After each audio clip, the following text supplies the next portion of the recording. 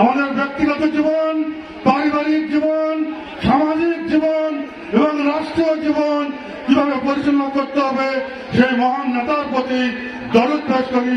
সবাই সাল্লাল্লাহু আলাইহি নবী। সম্মানিত উপস্থিতি, আমাদের আজকের এই মহাপুরের প্রধান আকর্ষণ, আজকে আমাদের প্রধান বক্তাকে সামনে রেখে বসে রেখে আমি আপনাদের মূল্যবান সময় নষ্ট করতে চাই না।